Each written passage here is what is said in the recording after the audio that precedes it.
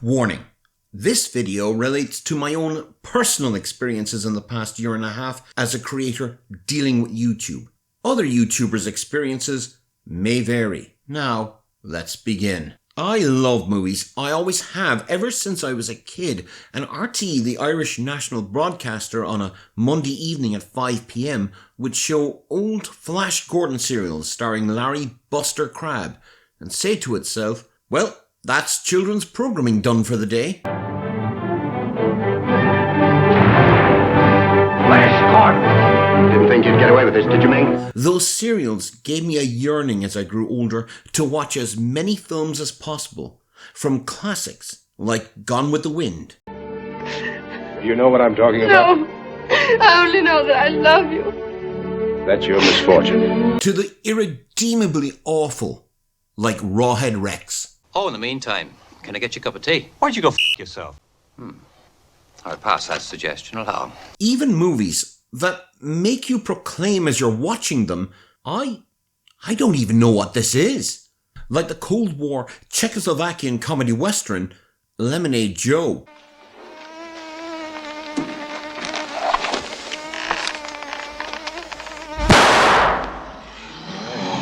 With subtitles, of course. This led to a point of personal pride for me a few years ago, while in conversation with a well-known critic who wrote for a certain film magazine, who exclaimed in disbelief, "How have you seen more crap than me?" So with time on my hands, thanks to illness, and after years of listening to know-nothing experts pontificate online about everything except the actual film or TV show they were meant to be reviewing, I thought the choice of language was also predictable. Yes, I think English was a sadly predictable language. I decided to throw my hat into the ring and started this channel to give my opinion. And unlike other reviewers, I don't expect the audience to agree with me all the time. After all, that's why the channel's called So, What Did I Think? And like every other small YouTuber out there, I started out with the hope that with enough views and reaching the target of 1,000 subscribers and possible monetization, eventually I might be able to make a go of this channel. I mean, it's not like YouTube and the way it operates would ever intentionally or unintentionally work against smaller YouTube creators. Right? Right? So, what did I think?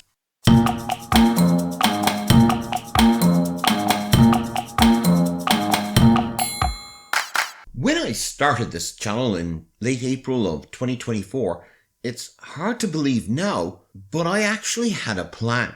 One review a week at least. A mixture of new and old, with a smattering of what I consider to be neglected classics that deserve another look, with what I now admit was a foolishly optimistic target of 1,000 subscribers by May 2025 and a shot at the much vaunted monetization. Now, I decided to ignore the numerous YouTube channels that promise you too can make it big, but only if you listen and do exactly what we say, and did things my own way, and it kind of worked. Mostly. My first few videos did okay for a new channel. I later took down the majority of those videos under the advice that those early figures would screw up the algorithm. But 4 weeks after launching the channel, I started to see success. First with my review of If, starring Ryan Reynolds, which got 5,000 views. After that, roughly every third review did well, getting at least 1,000 views. For every Thelma and Longlegs scraping by at 300 to 500 views, there would be a Longest Day, getting thousands. Or my review of The Disaster That Was Horizon, which, judging from the comments, there are an awful lot of Kevin Costner fans out there willing to hate watch in outrage at my criticism. But as far as I'm concerned, a view's a view. By July, I'd hit 100 subscribers. And it was in September that I first realized this wasn't going to be smooth sailing, when my review of Ice Cold and Alex was taken down in a copyright claim, forcing me to re-edit the video 5 times before finally being cleared. Worth waiting for. By October the 1st, we'd hit 200 subscribers, and then in November, my review for Heretic got blocked 4 weeks after its release, after a French television station made a copyright claim, even though they had nothing to do with the film. I did manage to get that claim dismissed.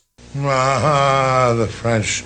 Then came March, and a game changer with my review of the 1981 BBC adaptation of Day of the Triffids, which, don't ask me how, got 48,000 views and 389 new subscribers in just 3 weeks. Followed a few weeks later by my Get Carter review at the start of June, which, thanks again to copyright claims, ended up being blocked in certain territories, but still managed to get 13,000 views and another 150 subscribers, pushing the channel past that magical 1,000 subscriber mark, only 4 weeks behind my wildly over-optimistic schedule and into monetization.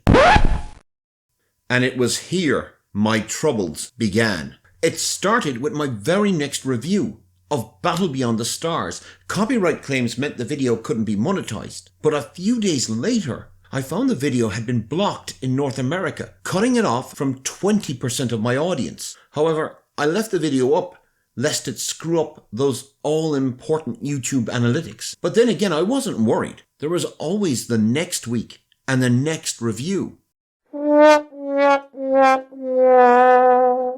Suddenly, viewing figures plummeted, with videos taking weeks to reach viewing numbers that before would have been reached in the first 48 hours. Now, other way larger channels have made videos about the problems of YouTube since the summer. But these are channels with millions of subscribers, not just over 1,000. And by the end of August, I had begun to lose subscribers, while reviews' release dates became less and less reliable as the channel was hit with more and more copyright claims, some of which felt downright unreasonable. So unreasonable that I have found myself withdrawing videos like the second part of my Sapphire and Steel review rather than going through a 6th or 7th re-edit, cutting so much out that the review borders on the nonsensical. I now await with trepidation each time I upload a video. Take my Aces High review, a film that was released 50 years ago, and a review that was far more favourable than the reviews it received when it first came out. And what happened? Studio Canal Plus blocked it completely. Ah, the French. Now, if they had just claimed the proceeds and it went to them, that might be understandable, but they decided instead that no one would make revenue. Eventually, after much re-editing, they allowed the video through, but it was at the cost of demonetization. And even that would have been acceptable. After all, they hold the copyright if there was some way to fairly argue your case. But instead, in the last few months, YouTube have handed out arbitrary judgments on creators' videos so quickly, you know there is no human hand behind it. But despite the ridiculous copyright claims that only last week saw 3 videos I posted in 2024 being demonetized, and despite YouTube becoming a platform so obsessed with matching rivals like TikTok that it's seemingly willing to ignore its long-form creators and not hold to the same account the creators of the AI slop that dominates YouTube Shorts, I'm not stopping. Why? Because I know people still enjoy my content, because despite the collapse in viewing figures, subscriptions, no matter how infinitesimally small, have begun to rise again, with the losses suffered in autumn completely replaced. And I do love doing this, so stay tuned because the reviews will keep coming. The only question now is, will YouTube let you see them? We have such sights to show you. Are you not entertained? Are you not entertained? Is this not why you are here?